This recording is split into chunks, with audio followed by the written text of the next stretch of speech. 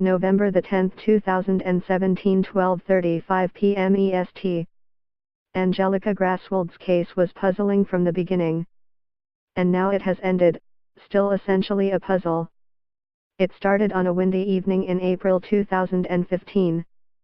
Grasswold and her fiance, Vincent Viafor, had a few drinks, then decided to go kayaking on the Hudson River. At some point, Viafor's boat capsized and he vanished under the turbulent waters. Grasswold paddled against the current, out of reach. His body was found weeks later.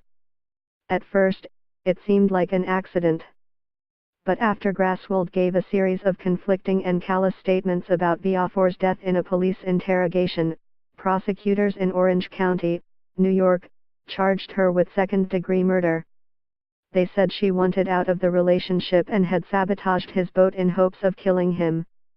She also had a financial motive, they alleged. His death would have given her a shot at his $250,000 life insurance policy. Was it removing a plug from the kayak, which appears to have been done months ago? Was it tampering with the clip on the paddle? Not really. The Hitchcock-like intrigue brought national attention to the case. The CBS News show 48 Hours devoted an entire episode, titled Death on the Hudson, to dissecting the relationship between Grasswold and 46-year-old Viafor, and investigating the tactics police used during her interrogation. Grasswold, 37, and her defense attorneys insisted on her innocence, saying police had coerced incriminating statements out of her.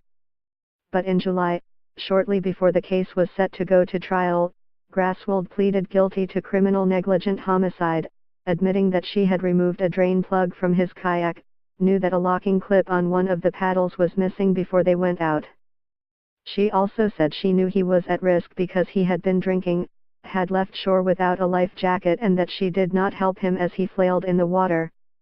On Wednesday, Grasswold was sentenced to up to 4 years in state prison, as the Associated Press reported. She could be paroled before the end of the year, having received credit for time served. The sentencing closes the books on the case, but seemed to leave a number of issues unresolved. In court, Judge Robert Freehill said the apparent sabotage of Viafor's kayak wasn't the main issue. Rather, he said, it was Grasswold's inaction as Viafor struggled in the cold, choppy waters and her failure to perceive a substantial risk. Was it removing a plug from the kayak, which appears to have been done months ago? Was it tampering with the clip on the paddle? Not really, the judge said, according to the Poughkeepsie Journal. It was the immediate acts of you being in your kayak, and Vincent floundering in the water and you not taking any steps to try to help him. Freehill added that Grasswold's self-absorption was a factor in Viafor's death. You could have walked out on Vinny if you were unhappy, he said, rather than whatever it was in your mind that led to removing the plug and the other acts you took. None of the parties signaled they were pleased with the outcome. I love Vince very much and miss him terribly, Grasswold said in a statement through her lawyer, Richard Portale, according to the Associated Press.